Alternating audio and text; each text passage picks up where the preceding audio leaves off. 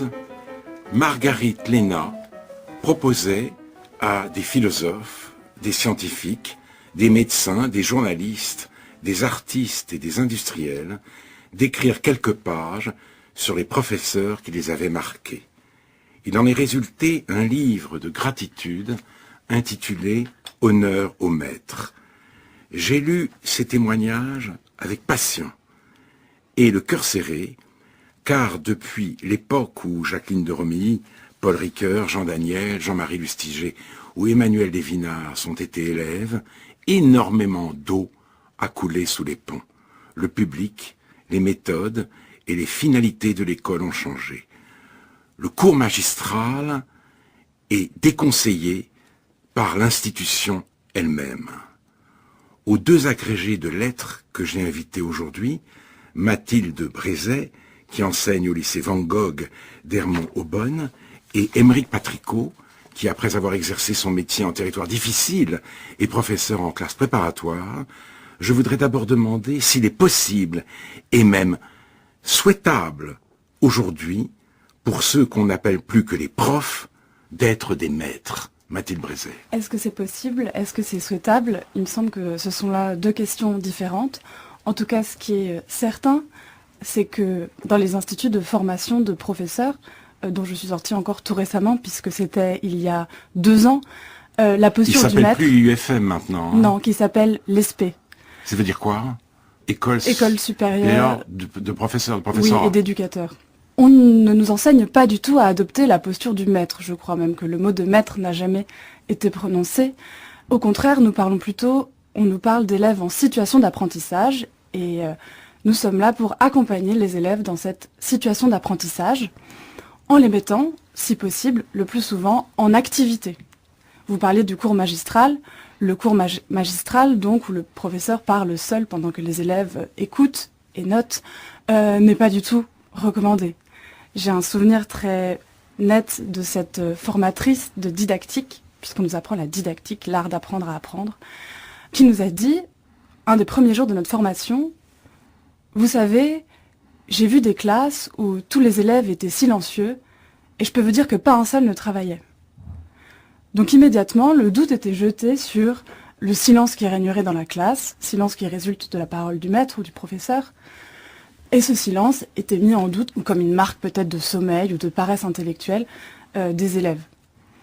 Au contraire, on nous invite à les mettre en activité, c'est-à-dire à trouver des situations pédagogiques innovantes, si possible, qui éveilleraient le questionnement, la curiosité des élèves.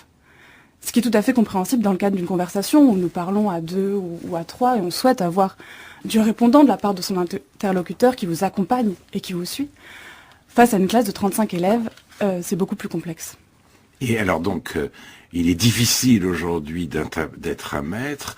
Le cours magistral est tenu en piètre estime, donc, dans les instituts où on forme les maîtres. Mais quelle est votre attitude, vous, de professeur, Mathilde Brézet? Est-ce que vous transgressez cette incitation, cette injonction qui vous est faite, ou est-ce que vous la respectez? On navigue, en tout cas je navigue entre les deux, c'est-à-dire que j'ai commencé par appliquer, et le plus souvent que je pouvais, ces scénarios pédagogiques, ces idées innovantes, qui sont pas toujours sottes, qui parfois même marchent bien, dans les classes, effectivement, d'où il résultait des élèves très dynamiques, parfois bruyants, avec souvent une activité intense, pas toujours liée au cours, que donc on essaie de respecter au départ au maximum. Et puis vient tout de même ce moment où on se rend compte que pour mettre les élèves en activité, il faut bien leur avoir donné de la matière, et très vite, d'ailleurs parmi tous les jeunes professeurs qui sont à l'ESPE, on se rend compte que si on n'a pas fait d'abord un cours magistral, ou si on n'a pas d'abord donné, en quelque sorte, du grain à moudre aux élèves, ces scénarios s'effondrent. Émeric Patricot. Je ne sais pas si l'institution remet en cause la notion de maître. En tout cas, chez les élèves, moi, j'ai jamais senti cette remise en cause. C'est d'ailleurs pour ça que j'ai écrit les bons profs. C'est une expression consacrée. Tous les élèves, un jour ou l'autre, réfléchissent à ce qu'est un bon prof, en tout cas, désignent tel ou tel prof comme un bon prof. Et que ce soit dans les territoires difficiles, entre guillemets, ou en prépa, les élèves, en tout cas, moi, je sens que les élèves sont en attente, justement, de bons profs. Alors, j'essaie de définir dans le livre ce que ça peut être. Est-ce que c'est une forme d'autorité? Est-ce que c'est une forme de transmission des savoirs? Je crois avoir senti que chez les élèves, pour les élèves en tout cas, un bon prof, donc un maître, propose 2 choses. Tout d'abord, il faut qu'il soit efficace. C'est-à-dire qu'on a une époque de massification scolaire. Tous les élèves, en gros, vont au lycée.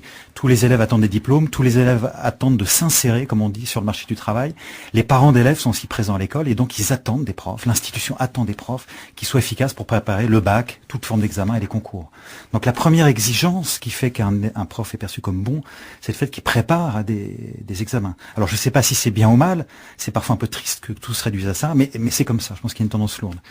Et le deuxième aspect qui me fait dire que les élèves attendent quand même la figure du maître, c'est un deuxième trait de caractère qui complète cette efficacité, c'est moi ce que j'appelle le charisme. C'est-à-dire que si les profs étaient uniquement efficaces, s'ils se réduisaient à être des machines à enseigner des méthodes pour les examens, les concours, il y aurait un côté désespérant de l'éducation. Donc je pense que les élèves attendent une certaine humanité, moi ce que j'appelle le charisme, une épaisseur humaine du prof qui peut prendre différentes formes. Mais en tout cas les élèves sont très heureux quand le prof incarne un personnage, incarne quelqu'un en face d'eux. Il ne peut avoir de charisme, le professeur, que s'il déploie une parole. Ah, c'est très clair, oui. Donc c'est très clair, mais vous dites, vous ne savez pas ce qu'il en est de l'institution. Non, c'est pas vrai, Émeric Pratricot. Dans votre livre Les bons profs, vous dites vous-même que la notion de cours magistral est presque devenue péjorative, au prétexte qu'il faudrait transmettre aux enfants des méthodes plutôt que des contenus, et que l'élève devait être acteur de son propre savoir, c'est-à-dire s'approprier lui-même les connaissances. Oui. Donc, vous voyez bien que Alors, vous êtes en porte-à-faux lorsque même vous célébrez le charisme avec ce qui est exigé de vous par l'institution elle-même. Quelques remarques. Effectivement, cette idée que le prof devrait renoncer aux cours magistraux vient de ce qu'on appelle les nouvelles pédagogies, qui étaient en fait la réactualisation de pédagogies qui dataient d'il y a un siècle, et d'ailleurs qui sont très intéressantes à écouter, à suivre, et qui consistaient à mettre, comme on a dit en 89 avec Jospin, l'élève au cœur du savoir. Enfin au cœur de l'école en tout cas. Mais Philippe Mérieux lui-même, qui est le pape des pédagogistes, nous dirait que les nouvelles pédagogies n'ont pénétré que très partiellement dans l'éducation. Et que concrètement, dans les classes, les profs sont plus ou moins obligés, soit par choix, soit par contrainte, d'en revenir en partie au cours magistral. Alors moi, j'ai théorisé ça un peu dans le livre, en disant que mes 15 ans d'expérience dans le métier m'ont amené à penser, d'ailleurs un peu comme Mathilde, qu'on est obligé, quand il y a 1 heure ou 2 heures de cours, à un moment, d'avoir recours à ce que j'appelle les doses minimales de savoir. C'est presque une forme de politesse du prof. Les élèves viennent en cours, ils sont assez sages, ils nous écoutent a priori. Donc est-ce que c'est pas une forme de politesse de proposer un tout petit peu de contenu? Ça rassure tout le monde, les élèves en sont très heureux. Quitte après, dans un deuxième temps, à appliquer les nouvelles pédagogies, entre guillemets, pour que l'élève s'approprie lui-même le savoir. Je suis très étonné par ce terme de dose minimale de savoir. Il me semble que la dose de savoir que doit transmettre un professeur pour permettre à l'élève d'être au bout du compte tout ce qu'il peut être, cette dose est maximale. Et là, je voudrais vous citer un livre dont je ferai, si j'étais ministre de l'Éducation nationale, le manuel des instituts de formation, c'est les propos sur l'éducation d'Alain. Livre absolument extraordinaire. Alors d'abord, il commence à dire que il y a plaire et plaire. Il y a les plaisirs faciles et les plaisirs difficiles. Et le difficile est d'amener les hommes à se plaire finalement à ce qui de premier abord ne plaît point. Et il dit ceci, l'élève, pressant d'autres plaisirs que ceux qui coulent au niveau de ses lèvres, il veut d'abord se hausser jusqu'à apercevoir un autre paysage de plaisir. Enfin, il veut qu'on les lève. Voilà un très beau mot. Or, ces nouvelles pédagogies, auxquelles vous décidez, semble-t-il, de faire une place, Émeric Pratricot, remplacent le beau mot d'élève par celui d'apprenant. La question que je me pose, c'est sont-elles, ces nouvelles pédagogies, une aide ou une entrave? Et d'où vient, selon vous, cette déconstruction de la posture du maître? Pourquoi le cours magistral, qui a longtemps été une évidence, qui a des millénaires durant une évidence, est devenu aujourd'hui un tel problème? Alors, je vous rends la parole. Juste pour répondre au livre que vous avez cité, moi j'aimerais citer Montaigne, qui est aussi un éminent humaniste, donc une excellente référence, et qui place l'éducation sous le patronage du plaisir. Il dit finalement, un bon prof, c'est celui qui oblige, d'ailleurs assez vigoureusement, l'élève à se confronter au monde, et il faut qu'il y ait de la joie. Il faut qu'il y ait du plaisir. Alors moi, j'identifie dans l'éducation en ce moment trois grands idéaux. Il y a un idéal humaniste qui est d'épanouir l'élève, de l'élever un peu humainement, l'idéal citoyen qui correspond un peu à la République, et puis un troisième idéal qui est l'idéal social ou économique, qui correspond plus ou moins aux compétences. Mais cet idéal humaniste qui est très beau fait une vraie part au plaisir de la découverte. Alors, il y a l'un, mais c'est simplement il y a les plaisirs faciles et les plaisirs difficiles. Mais Montaigne, ce qui est amusant dans Montaigne, c'est qu'il y a aussi les plaisirs faciles. Et Rabelais aussi, il y a aussi des plaisirs faciles, voire scatologiques. Pourquoi opposer forcément les uns aux autres? Mathilde de Brézet. Oui, moi, ce qui me paraît intéressant dans la distinction de ces deux plaisirs, en fait, c'est qu'ils peuvent tout à fait aller l'un avec l'autre. C'est-à-dire qu'effectivement, c'est pas forcément, et même ça n'est pas évident, et ça n'est pas facile pour un élève aujourd'hui du XXIe siècle de se projeter, par exemple, dans le monde de Néron, le monde d'Agrippine. Je parle de ça parce que je suis professeure de latin. A priori, c'est un effort qu'on leur demande d'imaginer, de se projeter là-dedans. Mais il n'est pas du tout impossible d'utiliser leur propre culture et d'utiliser ce qui est un plaisir facile. Et même, il me semble que c'est un truc de prof que d'utiliser cette culture des élèves pour les amener à cette culture qui les élève.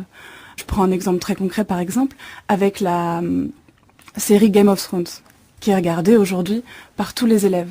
Il y a un personnage qui est connu, qui est très apprécié, qui est sulfureux, qui est celui de Cersei Lannister, qui ressemble en fait à ces impératrices romaines et qui en est directement inspirée, que sont Messaline, Agrippine, et dont l'histoire est absolument passionnante.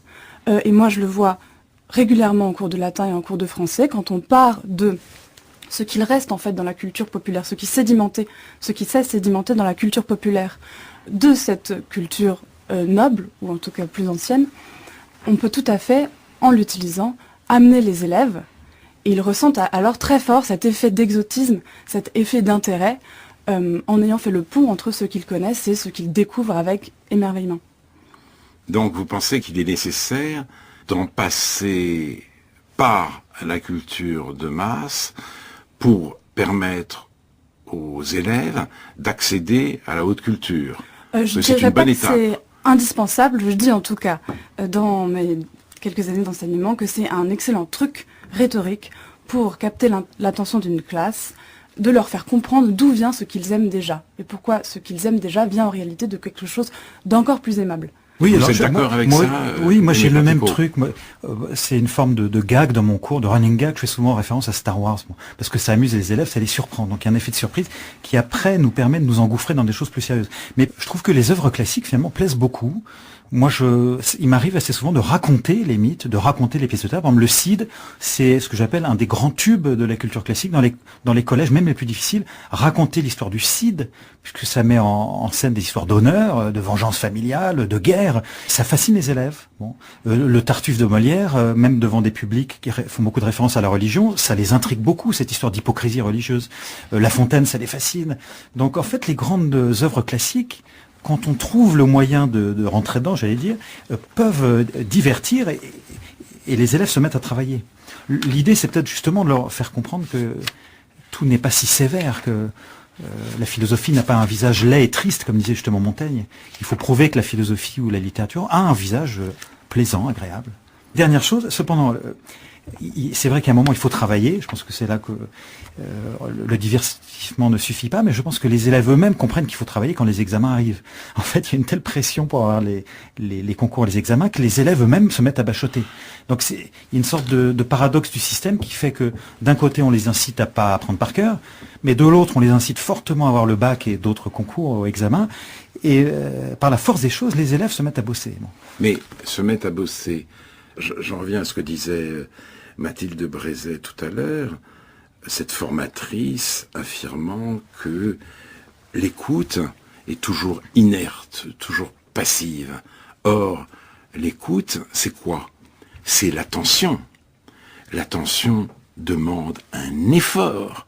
C'est un travail. Alors c'est un travail facilité par le charisme du maître, bien sûr. Or, peut-être aussi, l'attention aujourd'hui est-elle plus difficile à obtenir que jadis, du fait des nouvelles technologies. J'ai ici, par exemple, le livre de Suzanne Mochart, Pause. Cette femme avait des enfants hyper connectés. Et elle dit, voilà, et donc elle les a obligés à faire une pause de plusieurs mois. Parce qu'elle pense à sa fille qui surfe de site en site avec application pour écrire un devoir sur le poète E.E. Cummings. Et elle n'a pas moins de 9 fenêtres actives sur le bureau de son ordinateur portable.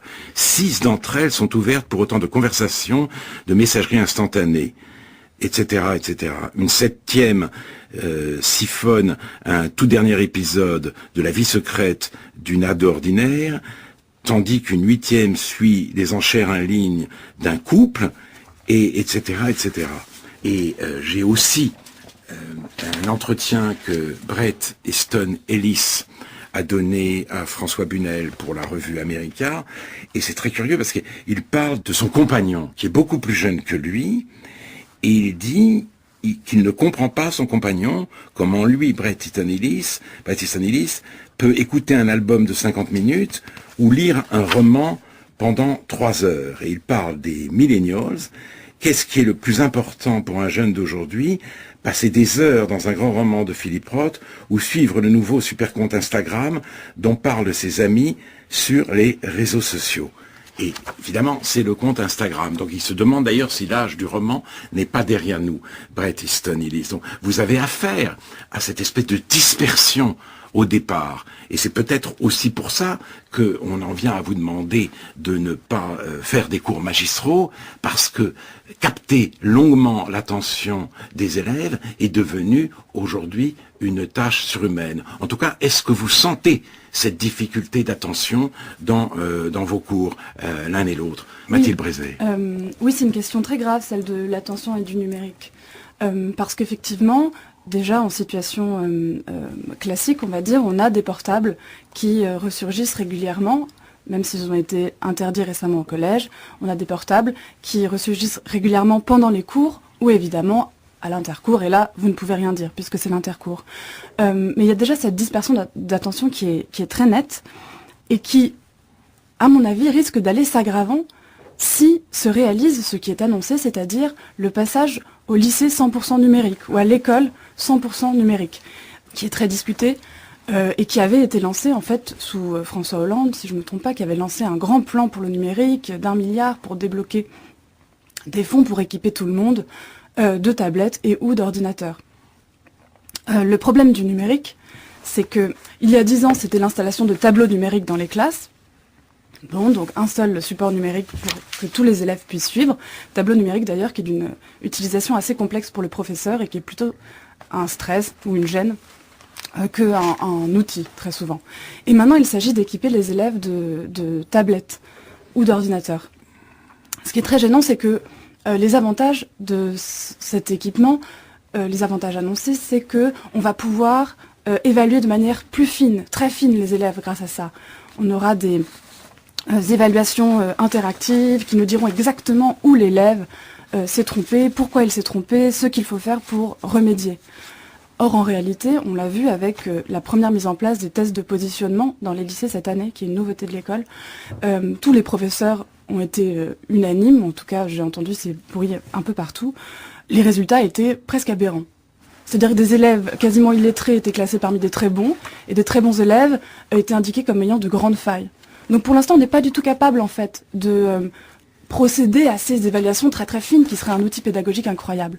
La seule chose qu'on sait, c'est que le risque de la déconcentration est permanent, que c'est une illusion de se dire que, bien sûr, il n'y aura pas Internet sur ces tablettes ni sur ces ordinateurs, et donc il y a un risque très fort pour l'enseignement. Alors, ce que vous me dites là m'évoque l'opposition qu'on fait couramment entre la superstition et le progrès.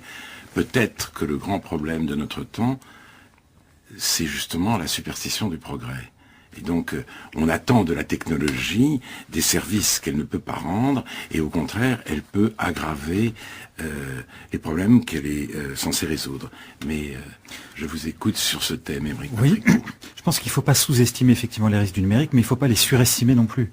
On s'est rendu compte qu'en France, le livre résistait très bien au livre numérique et à Internet en général, parce que justement, il y a un effet de saturation avec les images et la sollicitation permanente, ce qui fait que les gens prennent du plaisir à retrouver un bon vrai livre papier le soir, et justement à lire, comme vous disiez, un roman de Philippe Ross pendant 3 heures. Et il y a un effet de contraste.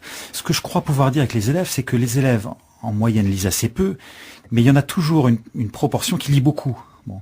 Et je connais des élèves qui sont à la fois fans d'Internet et de tous les sports et qui se mettent à dévorer, et ça m'impressionne même, des dizaines de romans pendant des années. Bon.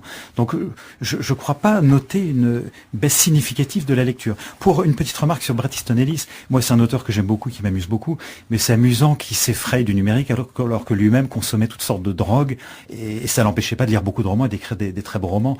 Donc, il s'effraie du numérique parce que il voit effectivement que le rapport au monde a changé et que les millennials, les digital natives, comme on dit, ceux qui sont nés là-dedans, ne veulent pas consacrer plusieurs heures à une seule activité.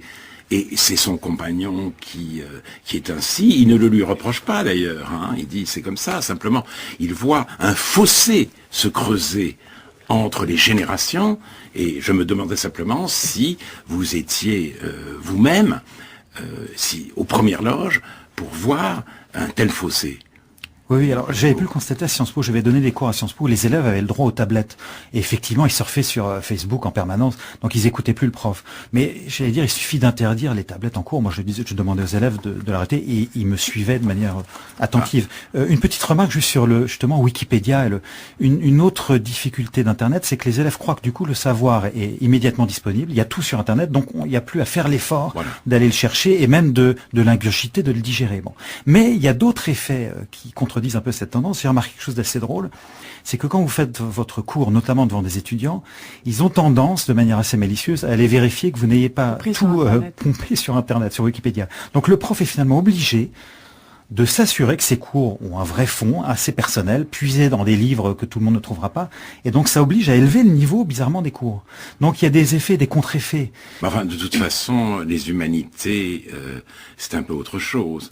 Si vous commentez un texte, un extrait de Britannicus, de Phèdre ou de Bajazet ou du Cid, etc., ou de Polyeucte, vous ne trouvez pas ce commentaire sur Wikipédia. C'est autre chose. Si, on peut le trouver. On peut trouver tout. On peut tout trouver maintenant sur Wikipédia. Et il vous arrive d'être espionné par les élèves aussi Non, mais quand j'ai demandé à mes élèves justement ce que c'était pour eux qu'un bon prof, une phrase qui est revenue souvent, c'est un prof qui n'a pas pris ses cours sur Internet. Ah oui, quand même. Même constat. Alors, on a envie de rigoler un peu en disant un bon élève, c'est aussi celui qui ne prend pas ses devoirs sur Internet. Parce que c'est vrai que ça marche. Je vais quand même enfoncer le clou sur l'école numérique avant de passer à autre chose. J'ai lu avec beaucoup d'intérêt le livre de 2 spécialistes de nouvelles technologies, Philippe Biouy, Karine Movili, Le désastre de l'école numérique. D'abord, il constate que dans une école privée de Los Altos en Californie, on peint, on récite au tableau, on fait des expériences scientifiques, on jardine, sculpte et tricote, garçons et filles. Il n'y a pas d'ordinateur en classe primaire et un usage très limité des technologies dans le secondaire. Mais ce qui est très intéressant, c'est que la grande majorité des élèves ont des parents travaillant dans les nouvelles technologies, dont plusieurs dirigeants de la Silicon Valley. Et ils disent toutes les inquiétudes que leur inspire justement l'usage des nouvelles technologies à l'école. La première, c'est la fin de la promotion de l'effort face au découragement des élèves, au décrochage, au déficit d'attention. La réponse de l'école numérique est de rendre l'école plus ludique, l'enseignement plus fun, les profs plus sympas, et la tendance de fond est à la gamification, le jeu.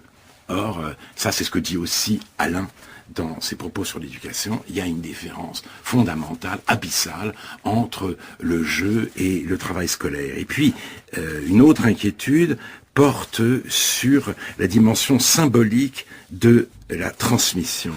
Il dit que avec le numérique, cette transmission risque de disparaître ou d'être marginalisée parce que l'enseignant devient de plus en plus un accompagnateur. Et là, c'est un véritable danger. Est-ce que vous concevez Émeric Patricot, qui souhaitait être un bon prof, est-ce que vous vous concevez comme un accompagnateur ? Disons à 50% en partie. Mais encore une fois, si je vois les profs qui m'ont impressionné, les profs qui impressionnent toujours, sont pas justement des simples accompagnateurs. J'ai vu des profs, par exemple, à la Sorbonne, qui étaient fascinants parce qu'ils avaient l'air de se confondre avec leur matière, voire même avec un seul auteur. Il y a des profs au lycée qui fascinent les élèves ou qui me fascinaient parce qu'ils avaient l'air d'enseigner un peu plus que leur simple matière, ils enseignaient un peu la vie. Et tout le monde reste toujours fasciné par cette chose-là. Donc j'ai pas d'inquiétude particulière là-dessus.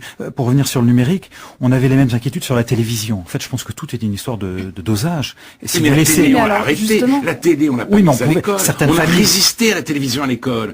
Et on avait les inquiétudes. Ouais. Et puis la télé, on a dit, la télé c'est la télé, l'école c'est l'école. Là, on dit, les nouvelles technologies, c'est l'école aussi. Pour moi, c'est simplement un outil. Bon, finalement, c'est un paravent. Certains profs croient innover en utilisant le numérique, mais ils innovent pas, ils ne font qu'utiliser un nouvel outil. Ça ne voudra pas dire pour autant que leur pédagogie sera mauvaise ou pas. Bon, si on réduit tout à cet outil, oui, c'est assez pathétique, mais si cet outil sert à faire passer des savoirs, des connaissances, des compétences, pourquoi pas ? Oui, mais alors, vous disiez tout à l'heure, la tablette peut être un problème, mais dans ce cas-là, il suffit de l'interdire. Mais c'est là justement le problème, puisque ce dont on parle, c'est justement d'équiper des élèves en tablette qui ne permettent pas d'apprendre à taper, ou en ordinateur qui sont littéralement des paravents. C'est-à-dire que vous avez quand même face à vous des élèves qui sont cachés derrière leur écran. Et un des grands problèmes, c'est que cette décision, elle n'est pas toujours prise par l'école. En l'occurrence, c'est la région qui est responsable de la fourniture des manuels. Et donc c'est ce qui est en train de se passer en ce moment en Île-de-France, alors même que Jean-Michel Blanquer avait annoncé en 2018 « Le numérique n'est pas une fin en soi, il ne s'agit pas d'arroser le pays de tablettes ». On a reçu, nous, il y a un mois dans notre lycée, un mot de Valérie Pécresse qui nous annonçait qu'elle nous encourageait fortement à passer aux tablettes numériques pour tous nos élèves, qu'elle se ferait un plaisir de nous équiper, et que l'alternative était soit choisir des manuels papier pour une durée de 10 ans, vous imaginez quand même la tête des profs d'histoire quand on leur dit qu'ils vont travailler 10 ans avec le même manuel, ou alors de passer au numérique et on équiperait les élèves en tablette et en ordinateur. Mais vous comprenez bien que la question est extrêmement mal posée et que c'est une décision pédagogique. C'est une incitation. Tout à fait. Et alors, je rebondis aussi sur ce que vous disiez, parce qu'elle avait rajouté un petit mot de sa main disant « Je vous encourage à vous mobiliser, c'est une chance pour nos lycéens de passer à des pédagogies innovantes. » Un peu ce dont vous parliez, la gamification, le jeu, effectivement. Grâce au numérique, on va faire enfin des choses amusantes. Pour un professeur, c'est quand même insupportable d'entendre ce genre de réflexion. On nous dit allez-y. Oui, alors deux petites remarques très différentes. Tout d'abord, finalement, je trouve, moi, que le prof reste très libre face à ses classes. Quand on y réfléchit, il est inspecté tous les 8 ans, 10 ans. Alors c'est vrai qu'il y a des instructions officielles, il y a des manuels, il y a des programmes, mais il est seul face aux élèves. J'ai toujours ressenti ça intimement. Donc la liberté pédagogique reste grande, ce qui fait que certaines mesures politiques sont dures à appliquer, mais ce qui fait que par ailleurs, les profs arrivent à préserver un peu leur propre conception de l'enseignement. Donc la liberté sauve un peu certaines choses. Et puis deuxième remarque... Auront-ils la liberté de se déconnecter s'ils sont invités d'une manière aussi pressante à la connexion ? Mais j'ai l'optimisme de croire que oui. Tout à l'heure, j'identifiais 3 idéaux, l'idéal humaniste, l'idéal social et l'idéal citoyen. Au cœur de chaque prof vit, je pense, cet idéal humaniste. C'est peut-être l'idéal le plus profond. Je pense que chaque prof choisit le métier pour cet idéal-là. Donc, il ne sera pas prêt à renoncer à cet idéal, même si la classe politique constamment l'incite à bouffer du numérique, j'allais dire. La classe politique, d'ailleurs, a tendance à se caler sur l'idéal social ou républicain. Et il y a, on pourrait parler aussi de l'OCDE, de tous ces organismes internationaux qui poussent vers, effectivement, la notion de compétence et de numérique. Mais le prof, au fond de lui, je pense, a toujours ce réflexe de résister un peu. Alors, il a ce réflexe de résister, il y a la pression des politiques, mais il y a aussi les nouvelles mentalités, notamment des élèves ou des étudiants. Mathieu Bocoté me disait l'autre jour, me relatait l'autre jour, le dialogue qu'il avait eu avec un de ses étudiants au Québec. Il est professeur à l'université, lui. Mais il a demandé à cet étudiant s'il lisait. Et l'étudiant lui a fait cette réponse extraordinaire, non, parce que je ne veux pas être influencé. Et c'est-à-dire que, oui, il y a des opinions, chacun a la sienne, chacun est libre d'exprimer la sienne, et aucune opinion n'est a priori supérieure à une autre. Ni celle du maître, ni celle du philosophe ou de l'écrivain dont le maître se fait le porte-parole. Là, c'est, si vous voulez, l'égalité des conditions selon Tocqueville, le processus démocratique qui peut aboutir où tout est égal. Si précisément on ne le tempère pas, on ne le modère pas, on ne réussit pas à le dompter. Est-ce que vous vous heurtez à ce genre d'objection relativiste de la part de vos élèves, Mathilde Brézet? Oui, en tout cas, moi j'ai remarqué ça dans mes classes, donc qui sont généralement des classes de lycéens en seconde et en première. Je pense cependant qu'il y a une part de malice de la part des élèves qui veut tester, c'est-à-dire voir si on ne pourrait pas opposer aux profs ce qu'on a enseigné aux élèves auparavant. Pourquoi je dis ça? Parce que dans le socle commun fondamental qui est enseigné aux élèves aujourd'hui au collège et au lycée, il y a 2 enseignements qui s'appellent EMC et EMI, c'est-à-dire éducation morale et civique, et EMI, éducation aux médias et à l'information. Et dans ces cours-là, on est invité à réfléchir avec les élèves sur qu'est-ce qu'une information, existe-t-il des informations objectives, faut-il respecter autrui, genre de cours, effectivement, vont émerger très vite, mais un peu par la force des choses. On ne peut pas dire que le relativisme est enseigné, mais il finit régulièrement par émerger dans le sens où, effectivement, quand vous discutez avec les élèves sur le sujet, faut-il respecter autrui, vous en arrivez très vite à la conclusion que toutes les opinions et les croyances se valent. Oui, mais il y a plus encore, c'est-à-dire qu'il y a cette idée que tout est subjectif. Chacun a sa subjectivité, et donc pourquoi choisir une subjectivité plutôt qu'une autre? N'est-ce pas ça aussi? Oui, ça c'est très marquant, notamment je pense qu'à force de les faire travailler sur l'objectivité de l'information, on crée chez eux un mythe, un idéal qui est celle de la parole purement objective. Et donc on entend régulièrement cette parole contradictoire en classe, mais madame, ça n'est pas objectif ce que vous dites. Ou alors quand on les invite à donner leur opinion, ou quand on leur présente l'opinion de quelqu'un d'autre, mais c'est subjectif ça. Et ce mot sonne comme un défaut, comme une tâche fatale. Si c'est subjectif, alors c'est faux. Je ne peux pas le prendre en considération. Et c'est terrible parce qu'il y a parfois des cours de français où vous vous retrouvez à devoir, avant même d'enseigner la littérature ou de parler de littérature, à devoir établir la condition de possibilité d'une opinion intersubjective, du fait que la subjectivité n'empêche pas les hommes de communiquer, de parler, de s'accorder sur quelque chose. Et en fait, vous faites presque de la philosophie. Et comment justement faire apparaître une vérité littéraire? Parce que l'objectivité, on peut la trouver dans la science, et là, évidemment, les professeurs, on les laisse tranquilles, mais la vérité littéraire, elle peut toujours être renvoyée à la subjectivité de celui qui l'énonce. Or, les humanités, c'est une forme de vérité, ou sinon elles n'ont aucun sens. Mathilde Brézet. Oui, tout à fait. Dans ce cas-là, on peut les prendre par la contradiction en leur disant, si vous n'êtes pas d'accord avec ce que je dis, prouvez-moi le contraire. Et là, comme quand même en littérature, on a des outils d'études pour appuyer nos raisonnements, ce qu'on dit, ils se rangent assez docilement au bout d'un moment à la conclusion que oui, l'opinion est valable. Émeric Patricot. Oui, sur cette haine du livre, en fait c'est un très vieux thème. Encore une fois, Montaigne conseille aux élèves de jeter leurs livres parce que trop de livres rend fou. Rousseau aussi conseille d'éduquer l'enfant en l'éloignant des livres qui pervertissent. Donc c'est un vieux thème qui court. Et je trouve que le paradoxe, c'est que les auteurs qui déconseillent les livres écrivent de très gros livres. Montaigne a écrit des très gros livres, Rousseau aussi. Donc il y a toujours cette tension entre ne pas lire et trop lire. C'est une dialectique assez traditionnelle. Mais du coup, vous devriez être rassuré par Jean-Michel Blanquer qui a gonflé un peu les programmes de lettres et a remis à l'ordre du jour l'étude de gros livres. Et une remarque sur la subjectivité. Tout ça me rappelle les fin 19e, la réflexion de Jules Ferry et de Ferdinand Buisson, qui justement réfléchissaient à l'autorité du maître. Et il disait, le maître sera sans doute accepté le jour où il montrera que ces savoirs ne sont pas justement subjectifs, que ce ne sont pas de l'ordre de la croyance. D'où, alors d'ailleurs, justement, l'intérêt des nouvelles pédagogies, en aidant l'élève à mieux comprendre les choses et à montrer que tout ça est scientifique, il acceptera l'autorité du prof. Donc c'est au prof à adopter peut-être une démarche un peu plus expérimentale et effectivement à prouver minute après minute que ce qu'il dit est rationnel. Mais tout ça est une vieille réflexion qui s'ancre. Ça fait 2 siècles finalement qu'on réfléchit à ce paradoxe entre subjectivité et objectivité. Alors je vous lirai encore une phrase d'Alain dans ses propos sur l'éducation. Comment apprend-on une langue? Par les grands auteurs, non autrement.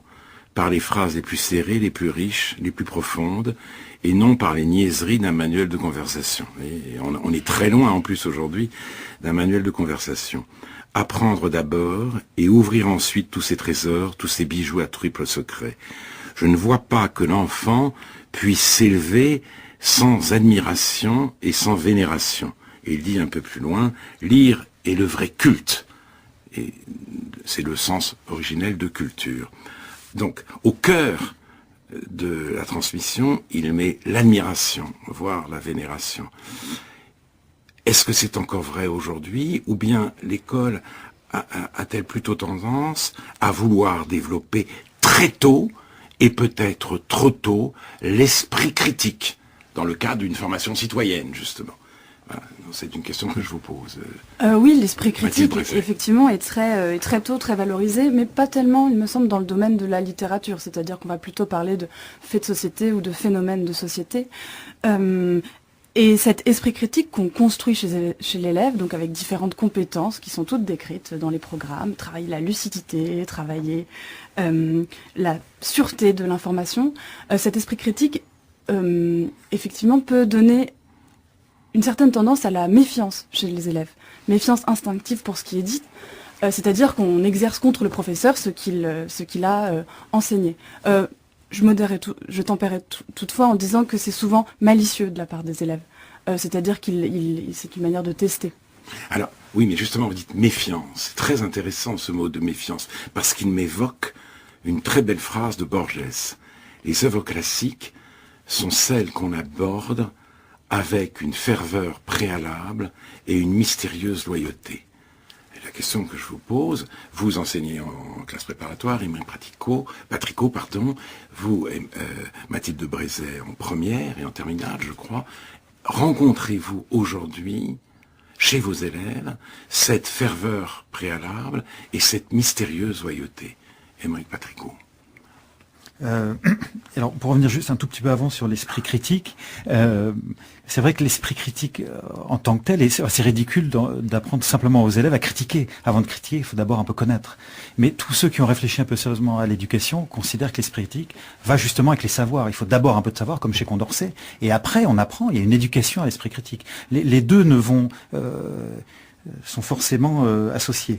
D'ailleurs, en tant que prof, j'ai toujours, moi, aimé faire des petits débats, que ce soit dans les classes les plus difficiles ou en prépa. J'aime bien cet instant où on organise la classe autour de la confrontation entre deux opinions différentes, et les élèves aiment bien cet exercice. Mais moi, ce qui me frappe, c'est moins d'ailleurs l'esprit critique que le conditionnement par les médias. Moi, je trouve qu'il y a beaucoup plus de conformisme.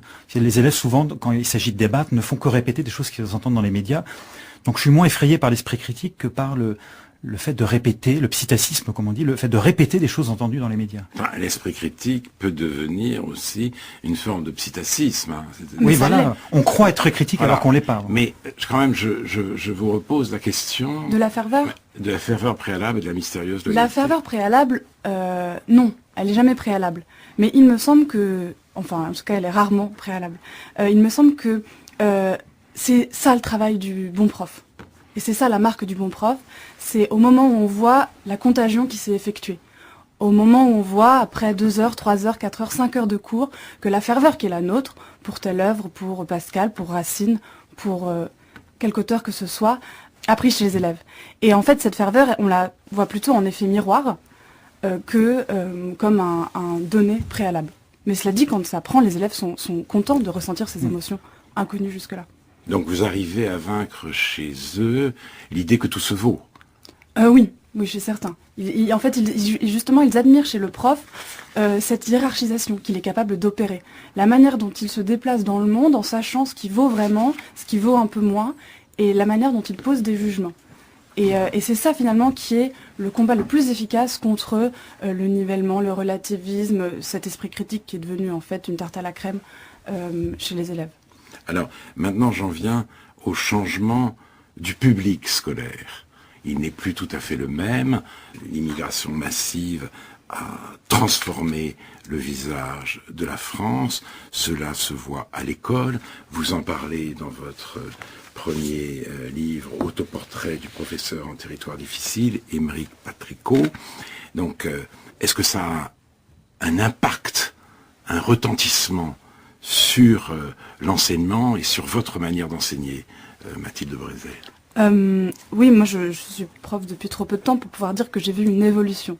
Mais ce qui m'a frappé, c'était dans ma première année d'enseignement, dans un lycée du 13e arrondissement, assez mélangé donc, où je leur ai présenté et où nous avons lu ensemble Le Père Goriot de Balzac. Et je commence par leur faire lire le portrait de Rastignac, silencieusement, dans le but de leur demander ensuite ce qu'ils en pensaient. Et tout à coup, j'ai eu une élève qui a eu une fulgurance, qui a levé la main et qui m'a dit d'un air absolument convaincu « Madame, je sais, j'ai vu, Rastignac, c'est un Kabyle. » Alors là, j'étais stupéfaite. Elle a d'ailleurs très bien justifié son affirmation. « Oui, regardez, on nous dit qu'il a les cheveux noirs et les yeux bleus. Les Kabyles, ils ont les yeux clairs. » Irréfutable. La classe, ou la moitié de la classe était absolument d'accord. Et par ailleurs, en en parlant avec une autre amie qui enseignait le Père Goriot dans un lycée similaire, on lui avait fait exactement la même remarque.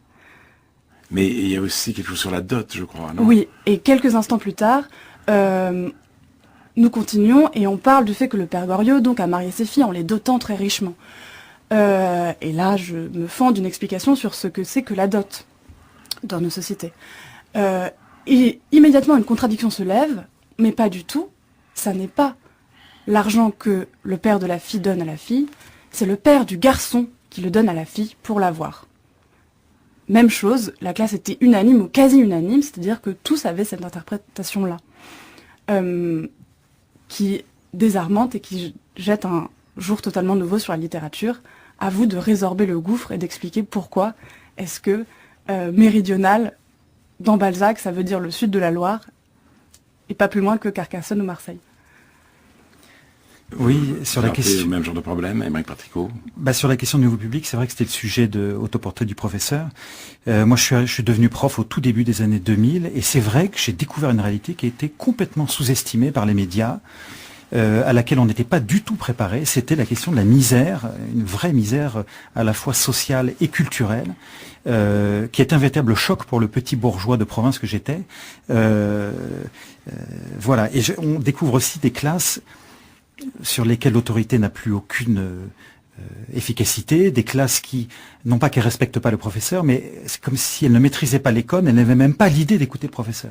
Et cette réalité-là, je pense qu'il y a eu un choc dans les années 90 entre des nouvelles pédagogies d'une part qui se voulaient très généreuses à l'écoute de l'élève, mais d'autre part des élèves qui arrivaient massivement dans des collèges dont ils ne maîtrisaient pas les codes et qui avaient besoin peut-être de pédagogie je sais pas comment dire, un peu plus strict. Ils n'avaient pas besoin de construire eux-mêmes le savoir. Ils avaient peut-être besoin qu'on leur apprenne d'autant plus fermement l'orthographe qu'eux-mêmes n'avaient pas appris les bases ou leurs parents eux-mêmes ne maîtrisaient pas la langue. Mais quand on lit votre livre Autoportrait du professeur en territoire difficile, Émeric Patricot, on se rend compte que si le maître n'a pas d'autorité, ce n'est pas forcément que l'anarchie règne, c'est que l'autorité est pour le coup une autorité despotique et non libératrice et transférée au groupe. Et vous citez l'exemple d'une élève de seconde, la plus brillante de sa classe, vive, intelligente, cultivée, mais elle a fini par céder à l'atmosphère générale, laissant parler ses propres démons. Déjà bavarde, elle est devenue intenable. Et comment lui en vouloir? ajoutez-vous, impuissant à mettre au travail une classe de 30 élèves, je voyais les meilleurs éléments singer les pires. Les meilleurs éléments singer les pires. On pense aussi aux bons élèves traités de bouffons, voire de collabos. Et ça, c'est une situation véritablement terrible. Autrefois, il y avait des cancres qui chahutaient. Ça faisait partie du folklore de la classe. Mais cette inversion était impensable. Aymeric Patricot. Oui, alors effectivement, c'est quelque chose de très triste quand le prof, à un moment, n'arrive plus à maîtriser sa classe et la laisse se faire gagner par l'indiscipline. Ça, j'ai souvent vécu cette chose-là. Mais c'est vrai que la critique de l'autorité est arrivée à un moment où, dans certaines classes, il aurait fallu peut-être la renforcer. D'ailleurs, qu'est-ce qu'un bon prof ? Tout dépend des classes, justement, des contextes. J'ai beaucoup d'élèves qui me disent dans les collèges difficiles qu'un bon prof, c'est avant tout celui qui obtient le silence. C'est la première condition. Il faut peut-être être dans des situations beaucoup plus pacifiées pour que d'autres critères émergent, comme la qualité des savoirs, etc. Mais dans un collège un peu agité, parce qu'il y a de la misère sociale ou autre autour, le bon prof, c'est celui qui obtient le silence. Et je vous promets que c'est pas du tout facile et qu'on n'a pas du tout été préparé à ça. Vous êtes d'accord avec ça, Martine Poncet ? Oui, tout à fait. Moi, je n'ai pas été confrontée à des situations aussi difficiles que celles que vous décrivez dans votre livre. Mais ce qui est certain, c'est que dans une classe plutôt travailleuse par ailleurs et plutôt à l'écoute, quand certains élèves sont très impliqués dans le cours ou trop impliqués dans le cours, il peut y avoir des plaisanteries, des vacheries qui circulent dans la classe. Comme pour le réintégrer, comme si les élèves voulaient le réintégrer dans leur rang, où après tout, quand même, il y a d'un côté le prof, de l'autre l'élève, il ne faudrait pas que tous les élèves passent du côté du prof. Mais par ailleurs, dans cette classe où le climat est plutôt silencieux et agréable, effectivement, quand je leur ai demandé ce que c'était qu'un bon prof, le critère de la sévérité est apparu, mais d'abord est apparu celui du professeur attentif, pédagogue, bienveillant en fait. C'est-à-dire que, comme vous dites, dans un endroit où le silence était acquis et où l'on pouvait travailler, la pédagogie à l'écoute reprenait toute sa place. Alors, maintenant, l'émission est en voie de se terminer et je voudrais vous poser une question personnelle. Vous avez l'un et l'autre choisi la voie de l'enseignement. Et ce choix ne va plus de soi aujourd'hui. Le métier n'est pas rémunérateur. D'ailleurs, certains professeurs ont du mal à obtenir le respect, l'estime de leurs élèves, parce qu'ils ne gagnent pas beaucoup d'argent. Ce métier n'est pas très rémunérateur, et il est beaucoup moins prestigieux qu'il ne l'était. Le temps est loin de cette république des professeurs dont parlait Albert Thibautet. Donc, voilà, dans ces conditions, c'est presque un sacerdoce que de choisir la voie de l'enseignement.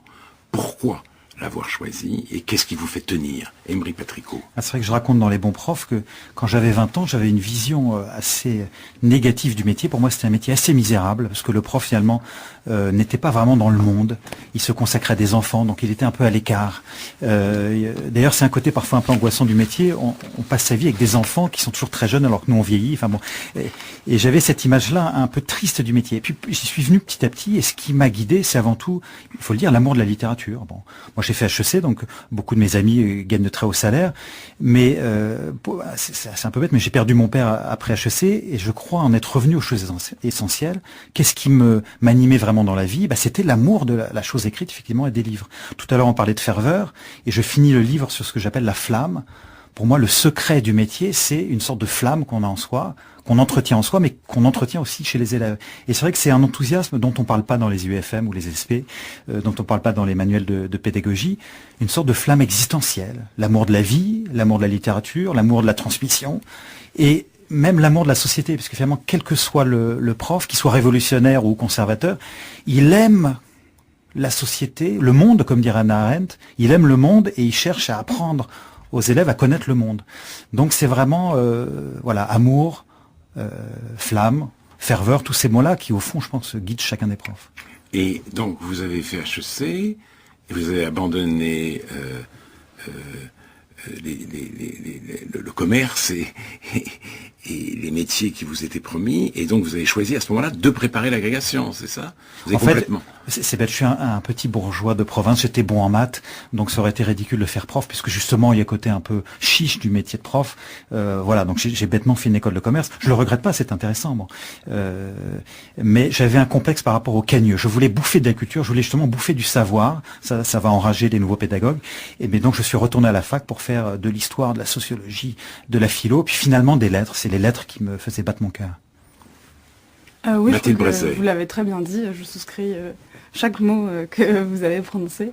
C'est un peu la même chose.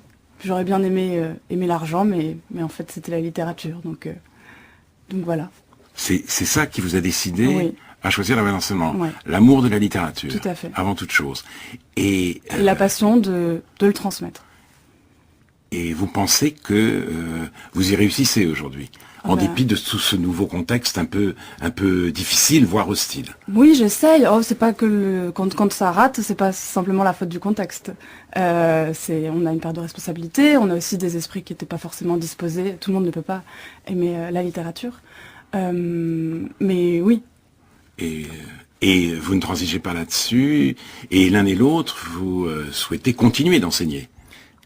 Bien sûr, moi c'est un grand plaisir. Une petite remarque simplement, j'ai une amie qui est prof en collège et qui a lu mon livre avec un peu d'amertume et qui m'a dit: Émeric, tu as la chance de pouvoir réfléchir au savoir et aux connaissances. Je suis dans un collège qui est d'ailleurs même pas REP, un collège un peu pauvre, et je souffre, elle est désespérée, je souffre de ne plus pouvoir réfléchir au contenu puisque j'en suis à gérer des élèves vraiment très faibles et j'ai renoncé à tous les programmes.